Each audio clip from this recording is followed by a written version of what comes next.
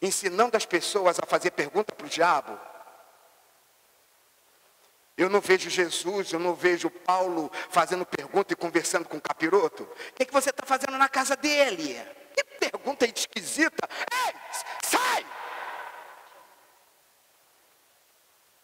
Jesus, que foi? Quem foi que pecou para aquele moço nascer cego? Fazendo pergunta. Jesus falou assim, não é nenhuma coisa nem outra, meu filho. Nem o pai, nem a mãe, nem ninguém. Foi para que fosse manifestada a glória de Deus na vida dele. Sai, cegueira! Quer fazer propaganda do inferno? Você não sabe nem o que você comeu ontem. Você esqueceu o que comeu na semana passada. Quinta-feira, o que você jantou? O que você almoçou na segunda-feira passada? O que você almoçou? Se você não sabe dizer para mim o que você almoçou terça-feira, vai ter que dar uma chacoalhada na sua mente. Terrível, você não sabe dizer para mim o que você comeu ontem. Você quer perguntar para Deus o que foi. Ontem eu comi mocotó. Não dá para esquecer. Comi no almoço. Ainda tomei caldo à noite. Por isso que eu estou falando forte. O pastor Alexandre é meio fraco, né? Fraquinho. Hoje ele está falando grosso. Acho que é porque o Mateus está aqui.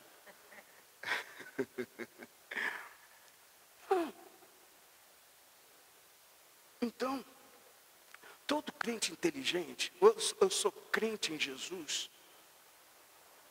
O que me faz ser crente em Jesus é eu ser uma pessoa diferente da pessoa do mundo. São as diferenças. São as diferenças naquilo que eu me tornei.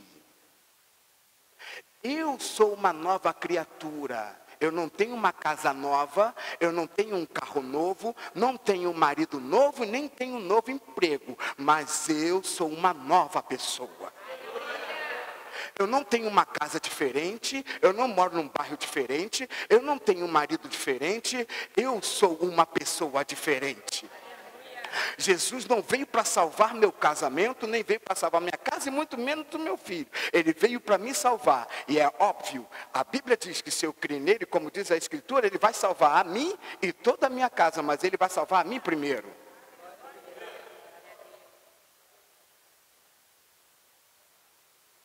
Então eu preciso entender que tipo de pessoa que eu sou, não o tipo de vida que eu tenho. Não o tipo de dinheiro que eu tenho, não o tipo de condições que eu tenho, mas que tipo de pessoa que eu sou. Que tipo de gente você se tornou? Pergunta para quem está ao seu lado, que tipo de gente você é? Porque tem muita gente que ele vem para a igreja, muda a rotina, mas o tipo de gente que ele é não muda.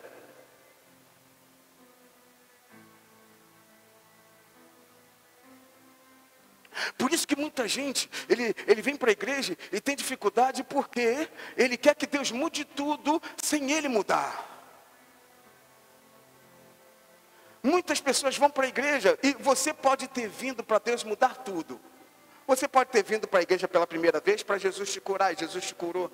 Você pode ter vindo para a igreja pela primeira vez para Jesus te abençoar, Jesus te abençoou, mas esse não é o objetivo principal.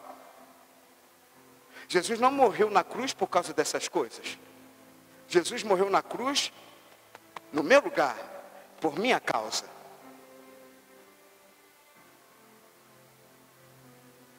Se ele não morreu por causa da minha casa, se ele não morreu por causa do meu carro, por que eu tenho que exigir que ele mude essas coisas? Se ele não veio para fazer isso. Mas quando o Senhor me muda, tudo que eu toco muda também. As coisas mudam porque eu mudei, não porque Jesus fez.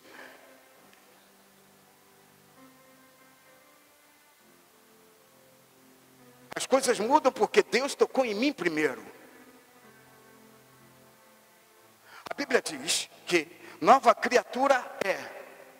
E eis que tudo se fez novo, porque eu sou uma nova criatura. Não foi porque Deus fez tudo novo. Porque é muito difícil quando Deus faz uma coisa nova para quem é velho. Fala comigo, Deus fazendo coisa nova para quem é velho. E a Bíblia diz o seguinte, olha, eis que faço nova todas as coisas, mas você não percebe. Porque quando eu mudo, uma das coisas que mudam, uma das principais coisas que mudam, eu mudo a minha visão e a minha percepção. Digo, primeiro sinal de que a minha vida mudou, a minha visão muda. Fala para quem está ao seu lado, a visão que eu tenho de você muda. A visão que eu tenho sobre a minha casa muda. Fala, tudo muda, porque eu passo a enxergar diferente. Diga, eu vejo diferente, eu falo diferente e eu ando diferente.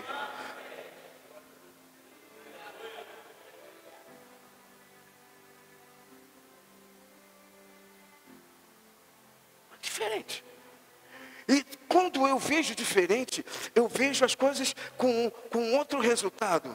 Eu vejo novidade naquilo que eu via que era uma coisa velha. Eu tenho uma visão diferente. Aquilo que eu não suportava, aquela pessoa que eu não suportava, agora eu passo a amar. Aí me vem a Bíblia e fala assim, olha, se o teu inimigo tiver fome, dá-lhe de comer. Nada disso se a sua visão não mudar, porque se o seu inimigo tiver fome, você quer dar paulada na cabeça dele. Morra! Se você não tiver uma visão diferente do seu inimigo, você não vai conseguir ter essa iniciativa. Você não vai conseguir agir diferente se você não for diferente. Por isso que tudo que Deus fala é muita cobrança para quem não muda. Você sabe por que tem gente que fala assim, poxa vida, eu não fico firme na igreja porque é muita coisa, Jesus. É claro que é, gente. Claro que é muita coisa. Por quê? É muito difícil você ter que se obrigar em fazer alguma coisa que você não nasceu para aquilo. Fala para quem está ao seu lado, você sente que nasceu para ser de Deus, nasceu para esse ambiente, nasceu para ser da igreja? O que faz a pessoa ir para o mundo, gente? Ela descobrir que não é o lugar dela. Ela sempre fala assim, eu descobri que não é o meu lugar. A igreja não combina comigo, eu vou desviar. É claro que vai ficar pesado. Por quê? Porque a rotina muda, tudo muda, mas ela não mudou. Então ela vai encontrar dentro da igreja gente igual, ou até mesmo pior do que no mundo. A gente está cheio de gente aqui, velho. Você vai encontrar aqui gente, tem muita gente que sai assim, né? Como ele não mudou a visão do ser humano, né? Como ele não mudou a visão do ser humano, que é um pobre, cego e nu sem Jesus, todo mundo é assim.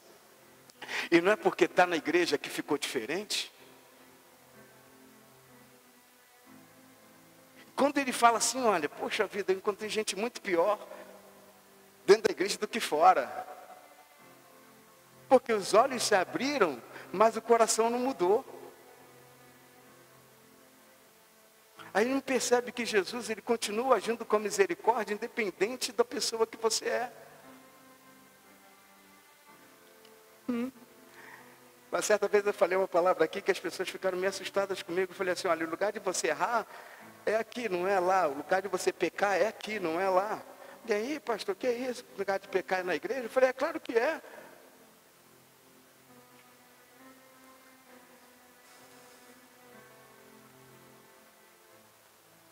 Claro que é. É mais fácil ela se consertar aqui ou fora daqui? Oi, gente. Oi, gente. Dentro da igreja. Oxe. Quem aqui já fugiu do hospital? Já fugiu? É, irmã. Meu Deus, eu não sabia que ia encontrar alguém, não. Como é que foi isso? Sofreu um corte na mão? A Souza Guiar também ninguém merece, né, irmã? Mas vai. Não, Souza Guiar realmente está morrendo, quer fugir. Fala. Uma seringa? Sem plástico, sem nada. E okay. Mas não tem gente que quando ele vai para o médico, gente, aquela pessoa rebelde, que ela fala assim, ela vai para o hospital, mas ela quer sair de lá, ela quer fugir de lá, tem que assinar um termo de responsabilidade, não é isso? Que a pessoa ela quer fugir de lá, aí o médico fala, olha, o melhor lugar de você curar é aqui, lá você não vai conseguir, amém ou não? Quem está entendendo? Fala para quem está do seu lado, fala, o melhor lugar é aqui. Fala, pega na mão dele, pega na mão dela, e faz um carinho, e fala para ela assim, o melhor lugar é aqui. Fala, tá ruim. Fala, tá ruim. Tá gelado. Tá brabo. O melhor lugar é aqui. Diga, ainda é aqui. Então você não pode sair daqui e ir para outro lugar por causa disso. E você precisa ter essa consciência e colocar isso no seu coração. Então a gente vai voltar agora para o princípio da presença. Ele falou assim, olha, eis que estarei convosco todos os dias da vossa vida, até a consumação dos séculos. Aleluia ou não? Aleluia ou não? Porque eu conheço gente que tem resposta para tudo, mas é uma pessoa que vive amargurada, gelada e sem a presença. Você vai ver um monte de gente na internet que tem resposta para tudo, mas ele não transmite a presença. Existem pessoas muito inteligentes para tudo, mas ele não tem a presença. E a Bíblia diz que você só pode encontrar o Senhor se você buscar Ele de todo o seu coração e de todo entendimento. Buscar-me-eis e me achareis quando me buscar de todo o vosso coração e de todo o vosso entendimento. De todo. Fala comigo, todo entendimento. São duas coisas importantes que esse versículo diz. Fala-se comigo, todo o coração e toda a sabedoria. De novo, todo o coração e todo entendimento. Então preste bem atenção. Eu preciso ter um envolvimento de duas formas para que Deus se manifeste. Duas formas. Primeiro, a minha forma de pensar e a minha forma de sentir. Eu preciso pensar alguma coisa até que aquilo se torne sentimento. Então ele fala assim, olha, eu quero me manifestar de forma sentimental dentro de você. Sabe? Uma pessoa precisa, é importante que ela entenda que ela precisa aumentar a sua sensibilidade espiritual. Fala comigo, aumentar a sua sensibilidade espiritual. Porque o diabo, olha só, o diabo ele entra pela janela, o diabo ele não pede para entrar, Jesus ele pede para entrar. Por que tem gente que ele tem facilidade para sentir a presença do diabo, mas tem dificuldade para sentir a presença de Deus? Eu conheço muita gente que é assim, ele consegue enxergar Satanás, mas ele não consegue enxergar Jesus em lugar nenhum. Ele consegue enxergar o diabo, mas ele não consegue enxergar Jesus. Por quê? Porque o diabo não pede licença, mas Jesus pede.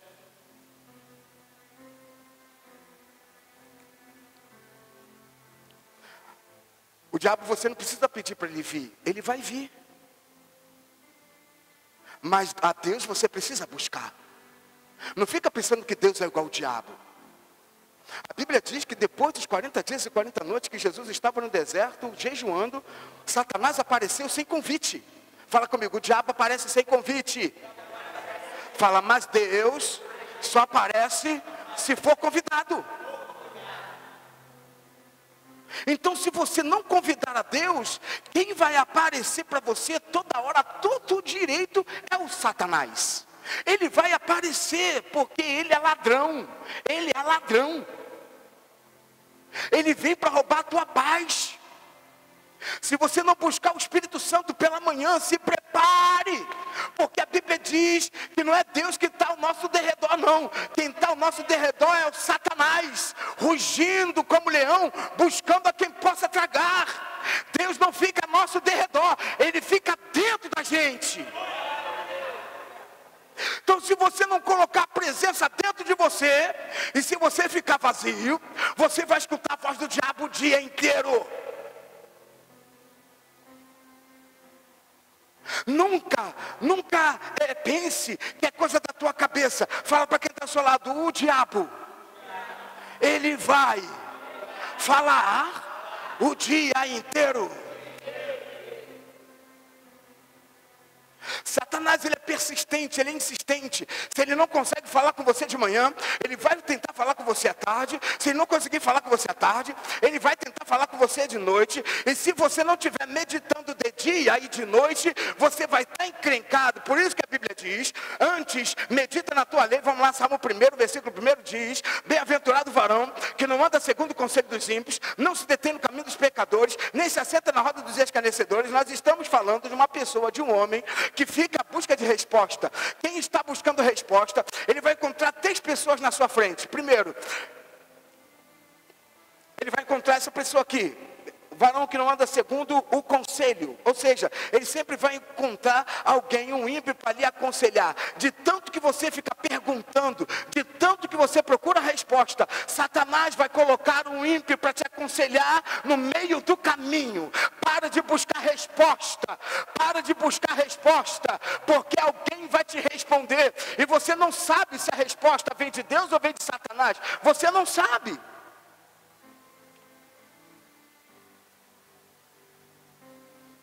Gente que incautamente não consegue encontrar uma resposta na igreja, vai para a internet buscar resposta.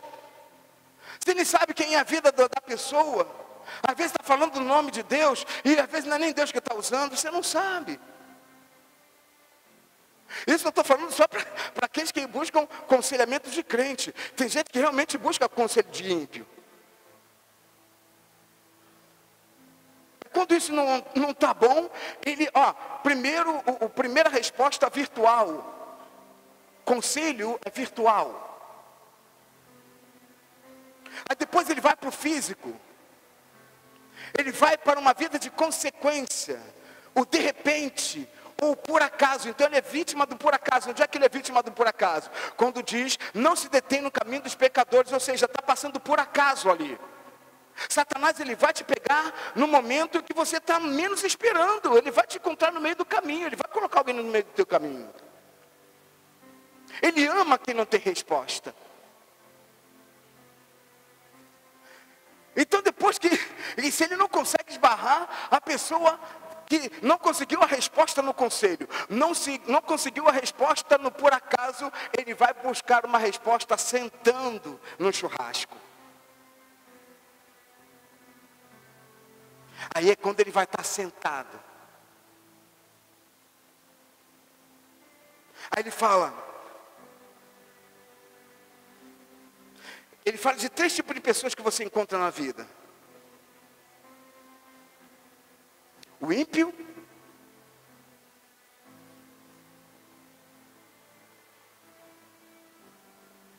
os pecadores e os escarnecedores. Esses 3 tipos de pessoas que podem fazer parte da sua convivência. Cuidado com quem você senta, cuidado com quem te encontra no meio do caminho para conversar com você 3 minutos. Eu fico preocupado quando alguém, ei, como é que você está? Você está bem? Começou assim, irmão, vai terminar mal. Você tem que identificar se ela é ímpia, se ela é pecadora ou se ela é escarnecedora. Adora contar uma piada. Tem gente que gosta de fofoca. Eu tenho um caso para te contar. É escarnecedor. Aí ele fala assim, olha, antes tem o seu prazer, não se dê no caminho do pecador, nem se assenta na roda dos escarnecedores, versículo 2, antes tem o seu prazer, fala comigo, prazer. Fala assim comigo, envolvimento emocional. Vamos lá, de novo, envolvimento emocional.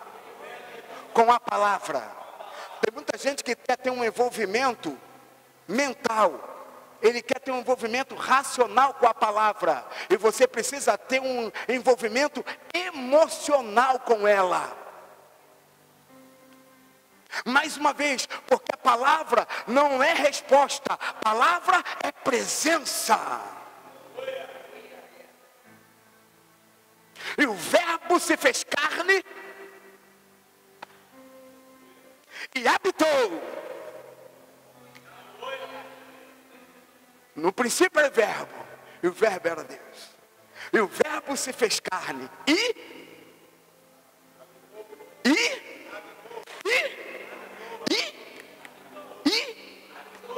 entre morou. fala comigo, é presença. Fala, é quando a palavra não é só racional, não é só resposta, é quando a palavra é presença. Pergunta para quem está ao seu lado, você está sentindo a palavra? Fala, por que você não dá aleluia? Fala, por que você não dá glória a Deus? Fala, por que você não dá um grito? O crente vai para um show gospel, assovia, pula. Vamos ouvir a palavra.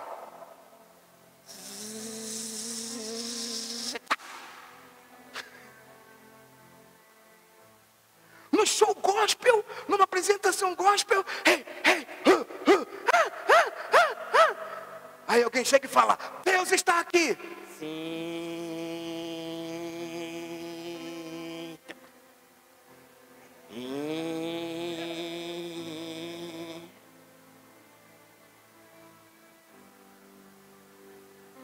Ele tem prazer na palavra.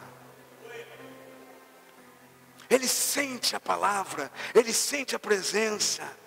A Bíblia diz que a palavra é poder. A Bíblia diz, eu estava pregando essa semana, agora na quinta-feira fui levar uma palavra para uma igreja, lá em Guadalupe, onde fui pastor daquela região, eu, pastor Marcos, eu tinha 14 anos de idade.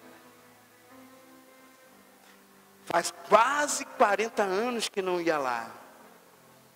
Eu fui lá com o pastor Marcos, era eu e o pastor Marcos, me auxiliando lá. E aí a gente passou numa casa, perto de uma casa onde a gente ganhou uma senhora chamada Sônia para Jesus. Espírita, macumbeira pesada. Graças a Deus ela foi alcançada, junto com a casa dela. Não é a idade, é a presença, é o poder. Quem está entendendo? Quem está entendendo? Poder é a presença. Aí estava lá, e estava falando com eles lá, que a Bíblia diz, errais por não conhecer nem as Escrituras, nem o poder de Deus. Fala comigo, errais. Fala forte, errais. Por não conhecer nem as Escrituras, nem o poder. E Escritura e poder. Fala com poder. Escritura e poder. Fala com poder, vamos lá falar. Escritura e poder.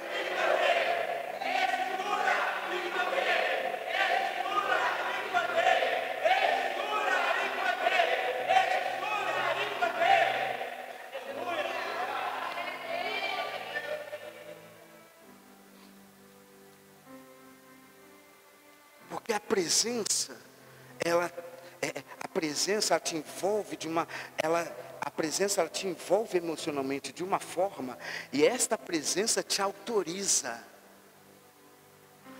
Eu falei lá e eu falei aqui, eu acho que falei aqui também, acho que falei aqui. Falei que o poder, Saul tinha a posição, mas ele perdeu a unção. Ele tinha a posição, mas ele perdeu a autoridade.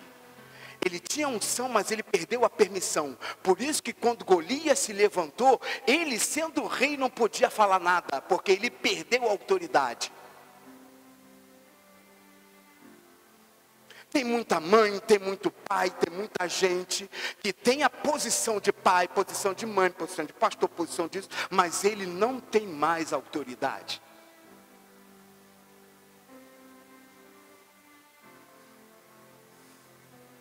A Bíblia diz, e recebereis poder ao descer sobre vós o Espírito Santo. Ele não disse, recebereis um carro, recebereis uma casa, recebereis isso, receberei aquilo. Não, recebereis poder ao descer sobre vós o Espírito Santo. Alguém já me perguntou, eu só tenho o Espírito Santo, mas de repente não tem casa, não tem mais carro, e só tenho o Espírito Santo, mas a presença do Espírito Santo é poder. É poder. carro, casa, enfia na oração, no caderninho da oração, para Deus abençoar. Bia ficou assustada. Calma, pastor.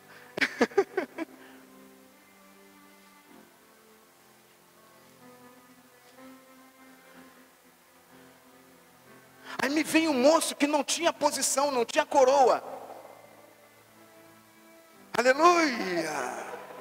Não tinha coroa de rei, não tinha cetro de rei e nem sentava no trono, mas sobre ele tinha a unção.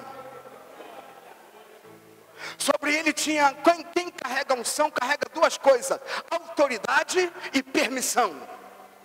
Fala comigo, quem tem a unção carrega duas coisas: autoridade e permissão. Menino, você é uma criança, como é que você vai vencer aquele moço? Ele falou assim: olha, rei, aleluia, eis que eu estava no campo cuidando das ovelhas do meu pai, e apareceu um leão e um urso, e eu matei os dois, e o mesmo Deus que me deu autoridade para matar o leão e o urso, é o mesmo Deus que está me dando autoridade hoje aqui para matar aquele gigante. Não é o meu tamanho, não é a minha posição. Eu sou um pastor, e não sou pastor nem de ovelha minha, eu sou pastor do meu pai, mas sobre mim tem uma autoridade, e eu vou matar esse gigante. Tem muita gente que fala assim: você está há quanto tempo na igreja? Eu estou 5 anos, e ainda não é evangelista? E ainda não é um pastor? Desgrama. E quem foi que disse que posição é unção? Aí você coloca unção naquele que não tem poder, ele trava. Já vi muita gente morrer depois de receber a unção.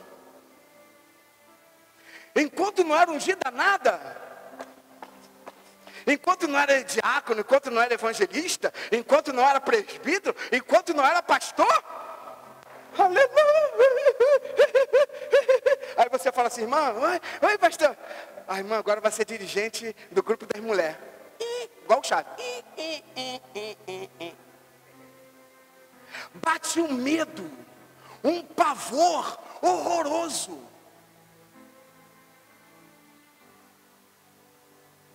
Aí já a pessoa fala assim: o pastor não dá valor. Pastor que não dá valor é aquele pastor que dá posição para quem não tem autoridade. Aí fica um monte de gente ungida que não consegue ganhar uma alma para Jesus se o pastor não mandar. O pastor que não tinha trabalho com aquela pessoa, depois que colocou como presbítero, começa a ter trabalho. Nunca deu trabalho. Eu já escutei muito isso. Líderes falar para outro irmão, falar assim: irmão, agora você é um pastor, agora você tem que ser exemplo, mas não falava isso antes. Quando não era pastor, quando não era presbítero, nunca era chamado a atenção. Chegava cedo, fazia tal, estava sempre se apresentando. O pastor imagina que ela precisa de posição, como se Davi precisasse ser rei para derrubar o gigante.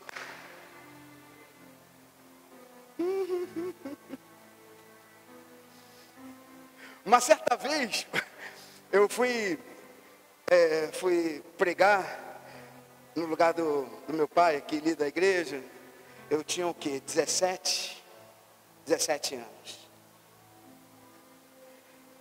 E aí eu ia pregar lá. Pô, meu filho, vai pregar lá? E minha mãe estava dentro da sala, dentro do escritório. Aí minha mãe falou assim: seu filho prega no seu lugar desde os 14 anos. Seu filho agora tem 17, vai fazer 18. Você não vai consagrar seu filho nem evangelista para não colocar no seu lugar? É ele. Ah, é? Só isso? Tá bom. Pegou uma lata de azeite velha, dá o joelho aí, dentro do escritório, pegou aí, deu um tapa na minha cabeça. Tá. está ungido. Aí eu falei, aí, você sentiu alguma coisa? Eu falei, não senti nada. Está diferente? Eu falei, não está diferente não. Vamos lá. Porque eu nunca precisei. Nunca precisei me sentir valorizado, porque quem dá autoridade é o Eterno. Não existe ninguém maior nesse mundo. Não existe privilégio maior do que sentir. Me perdoa aqui, eu sei que tem uma adolescente, mas já deve ter escutado muito essa palavra, então não vai fazer diferença. Sentir tesão pela palavra. Sentir a virtude, sentir o prazer. Ter um sentimento, ter um envolvimento emocional com a palavra. Isso é unção. Como Saul perdeu essa autoridade, escuta. Ele buscava a confirmação das pessoas. Sabe o que fez Saul perder a autoridade? Respeitar mais a opinião do povo do que a palavra de Deus. Fala comigo, respeitar. Mais a opinião do povo do que da palavra de Deus. Deus falou para ele, você vai ter que matar todo mundo. Mata todo mundo, não sobra ninguém. A Bíblia diz que por causa da opinião das pessoas, Saul livrou o rei. E livrou também os bodes, as vacas, os gados, porque ele falou, não vamos matar não, Saul. Saul, isso é despojo de guerra. Deus não vai ligar com isso não. Saul, para ficar famoso no meio do povo, não obedeceu a palavra de Deus. E para ficar popular, para agradar o coração do povo, ele desobedeceu a Deus. Trocou. E perdeu a autoridade. Porque quem tem autoridade, quem tem a palavra, ele não precisa da permissão de ninguém. Não precisa do sorriso de ninguém. Não precisa da aprovação de ninguém. Os irmãos de Davi disseram para ele, você é sem vergonha. Você veio aqui para ver sangue. Você, Davi, é um cara cruel. Davi pegou a opinião dos próprios irmãos, colocou no bolso e falou, eu vou fazer o que tem que fazer. Vocês são frouxos, eu vou matar esse gigante. Porque quem não tem a presença, ele está preso à opinião das pessoas. A aprovação das pessoas. Fala comigo, quem não tem a aprovação de Deus é escravo da aprovação dos outros.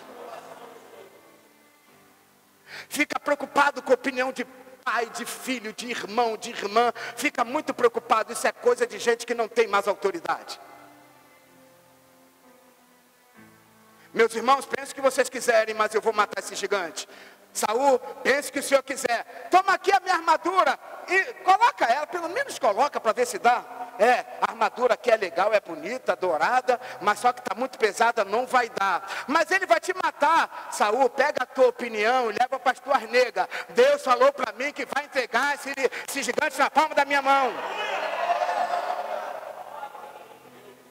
Muita gente que vai dizer para você o que as pessoas estão dizendo, o que pessoas estão achando, o que fulano falou, o que vizinho está dizendo, o que parente está falando.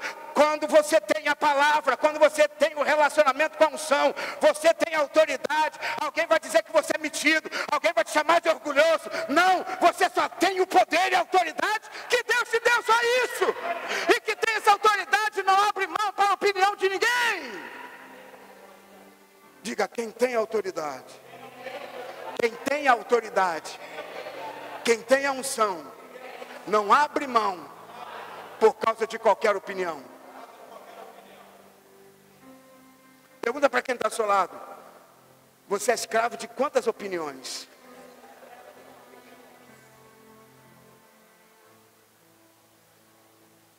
Tudo que vai fazer, vê se tem alguém olhando.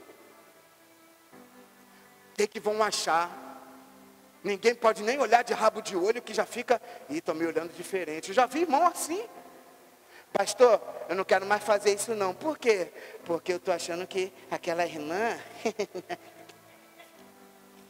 Ela está me olhando esquisita depois que eu comecei, pastor, eu só queria fazer a obra. Ô frouxo. Ô frouxa. Aí não dá, irmão. Aí você tem que pegar a pessoa e dizer assim, irmão, ninguém vai fazer nada na igreja não. Porque para você fazer, você não precisa de posição, você só precisa de autoridade. E autoridade é o que não tem.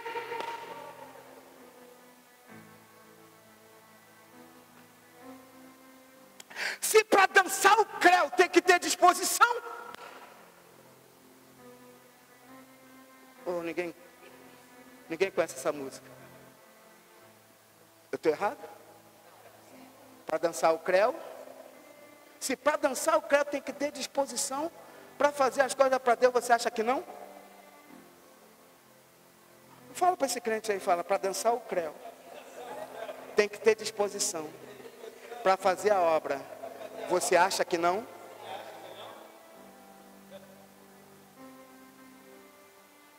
Para fazer a vontade de Deus, você acha que não? Você acha que não? Me vem Josué cheio de autoridade. E fala assim, ô, cambada. Fazer o seguinte, se vocês quiserem servir o Deus que seus pais serviram, os deuses dos amorreus, dos fariseus, dos girgazeus, dos jebuseus, pode fazer o que vocês quiserem. Eu e só a minha casa. Não preciso da casa do fulano, nem da casa do ciclano, nem de Beltrano. Eu e a minha casa serviremos ao Senhor. Escolha, ele falou isso, não foi? Ele falou isso para o povo de Deus que saiu do Egito. Povo separado, povo santo. Chegou e falou assim, ei, por causa da opinião de 10 espias, 10, paralisou cerca de 5 milhões de pessoas, 10 espias, e só tinha 2 que tinham uma opinião contrária.